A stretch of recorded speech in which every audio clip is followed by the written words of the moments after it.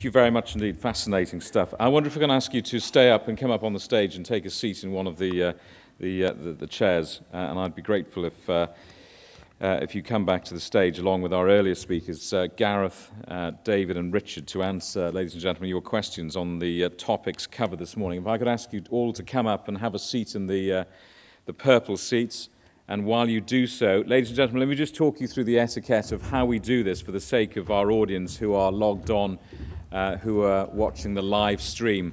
Well, you know the usual fashion. If I can ask you to put your hand up so we can see you, and one of our sound people will run over to you with a roving microphone. I think we've got one either side of the room.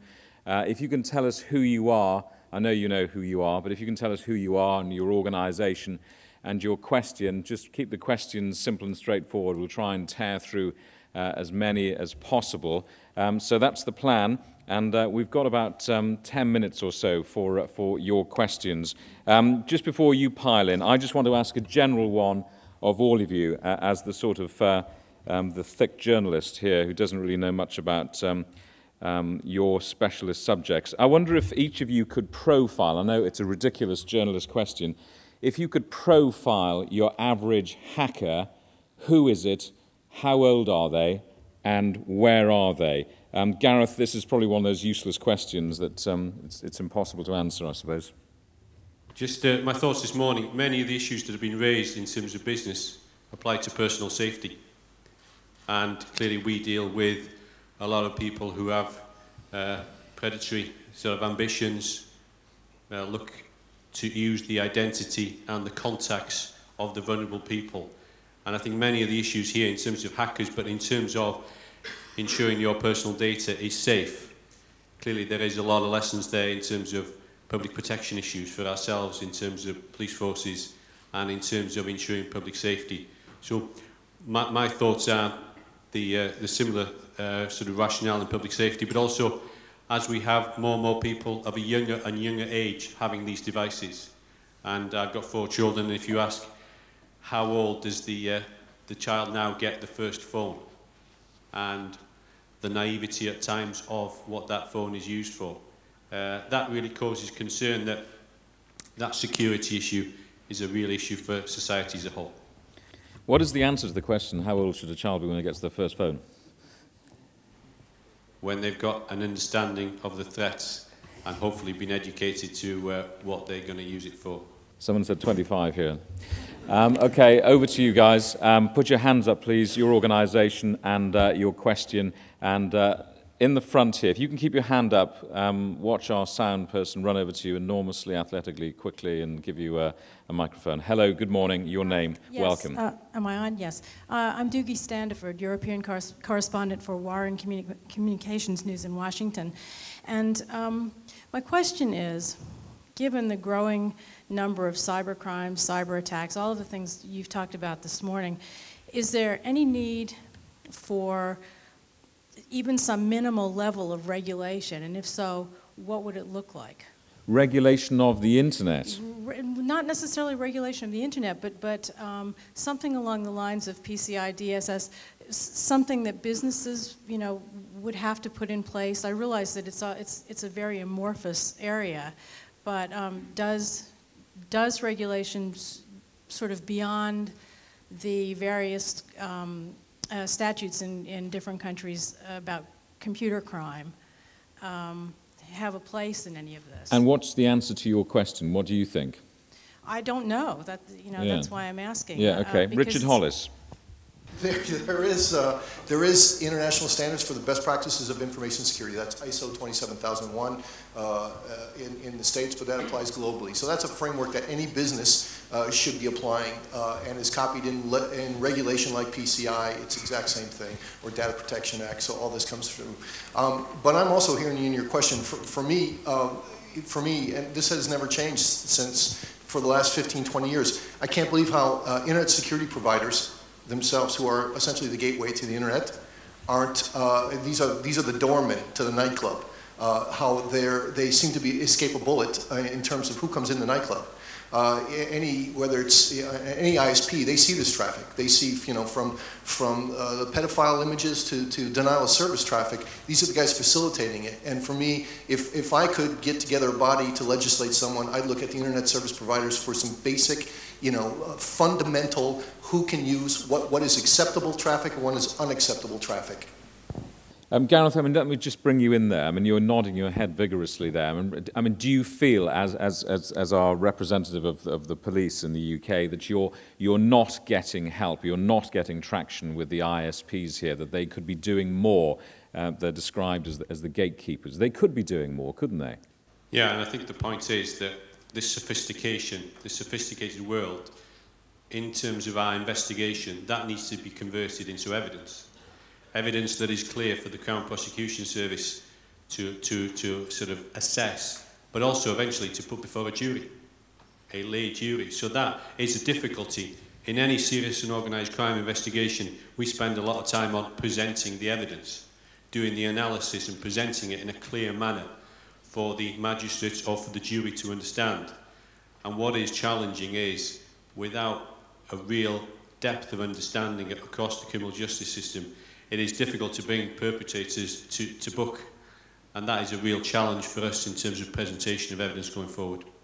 Okay, we could debate this for an hour, but with your permission, I'm going to move on and bring some other questions in. But thank you very much for your question.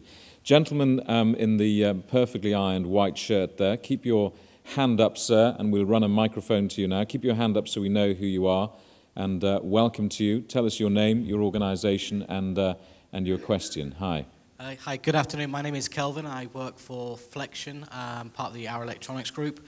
My question is around a lot of great things about security and really protecting people. Whilst the assets and whilst the units, the hardware is in situ with the organization, I work for an asset disposal company, and we deal with the end of life on these units. Now, as you're probably aware, there is a lot of companies out there that provide these services, some of which are of higher standard than others, and it can be almost a poison chalice once you have these devices that are worth quite a bit of money, but the data on them could be quite unknown.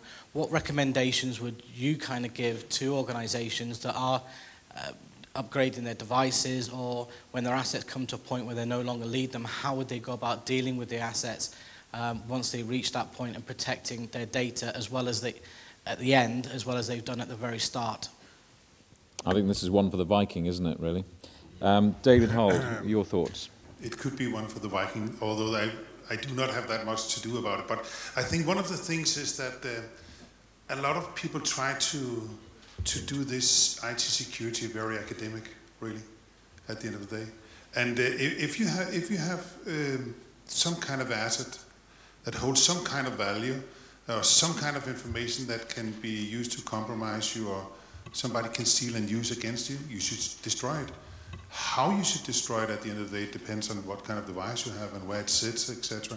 But of course, I do recommend that everybody who has some piece of information that could compromise them would need to take care of it and protect it. Even after it's no longer in their possession, they have to think about that. That is very important. But I think it used to be more important priorly when you had like computers with hard disks that were distributed. I think over time probably you will see that there will be more and more consolidated data. So you will have your data sitting somewhere where it's better protected by something else. I believe that eventually we will see that the world will turn into a place where data will be distributed just like broadcasting television. So instead of the television actually holding the data and presenting it, the data is actually coming from a broadcaster, and the device, the end user's device, is actually only a media to stream the data at the end of the day. But until that happens, of course, you have to destroy the data, and eventually what I hear from you is that you have to contact a company like yours to make sure it happens. Do you want to come back on what you've heard? I mean, what are your experiences in Yes, your line of work? I think we've engaged with a lot of organizations, both locally and EMEA and globally, and quite a lot is about the understanding of how to actually treat the asset. There are a lot of regulations, from the WE regulations to the ICO involvement, that has issued a number of fines to a number of organizations in the last 12 months, some of them being in the 100,000 region. It's really educating themselves about what to do when they have that, and if they keep their information technology policy and actually follow that through to the right to disposal and look to work in partnerships with organizations that will take on board all of their security regards, both, as you mentioned, the ISO 27001, they can be really protected. I don't necessarily agree in a certain aspect about destroying data. Yes, it needs to be destroyed in electronic means, or through physical destruction, but we have as a company and as a group of people a social responsibility to actually look to reuse and recycle, and all of this needs to be done in an ethical way that meets the policies and holds that data at true value. Thank you very much. Let's just squeeze in some more quick points here, because I know lots of people have been scribbling and wanting to ask questions of our speakers. So let's get our next question in. Put your hand up high and tell us your organisation. And the gentleman there, please keep your hand up and tell us your name and where you're from, please. Hi. Name's David Ladd. I'm from the Wales Cooperative Centre. We deal mainly with smaller companies, SMEs, and trading social enterprises. And sorry, what was your name again? We didn't quite catch it. David Ladd. Thank you. The question I have is geared at everyone, really, all the speakers up there, is because of finding that, you know, you get software issued by Microsoft, Internet Explorer, Firefox, and they all call vulnerabilities. There's laws brought out, PCI, DSS, ISO 27001. They're quite complicated. There's no one who really explains it to the smaller companies. And all responsibility of data protection, credit card protection, and that is cascaded down to the small man, whereas the big companies who could afford to develop better software, more secure software, are abrogated from that responsibility. And my question is, you know, is the way forward is to carry on making the small man responsible for the data, or is it really with the manufacturers of the software, the hardware, and also maybe the bureaucrats, that they actually simplify the language of the laws so that a normal person can understand it? Andy Deacon. Yeah, no, I think there's two problems here. Personally, I think that the responsibility ultimately has to remain with the person, the individual, or the company.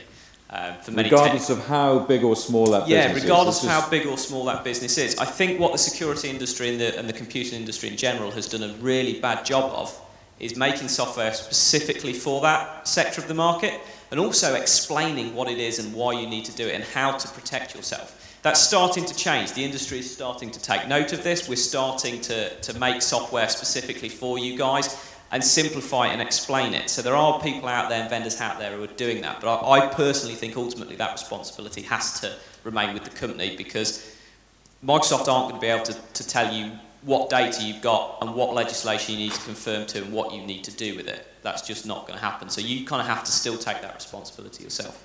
Justin, are you going to agree with that or disagree? I agree to a certain extent with regards to it's still the owner of the data's responsibility. I'd like to see where we talk about PCI, where Visa, MasterCard have all come together, where the vendors like Cisco come together and say, actually, how can we show you simple and clearly how to secure and protect your data within your businesses? And I think organisations like this today are sort of showing the way of how it should be done, because we're quite happy as vendors or manufacturers of IT equipment to say, yeah, this is how we think you should do it from our world, but that doesn't suit everybody. But I think more of a cross-vendor work group to be able to show best practice, because there's a lot of commonality that's been here today, whether it's been from Andy or from myself or from Richie or from David. We've all talked about a lot of common things, so if we could pull that together and say, look, as long as you do these things, you're going to be okay, and show you the right way, I feel that's the right way we should be going. Cisco will do you a deal, okay? Have a chat over lunch. I know lots of you want to get in here, but I'm getting the evil eye from the producer. So I am going to wrap up this because I know I've got to get you to lunch on time. A round of applause for our panel, ladies and gentlemen.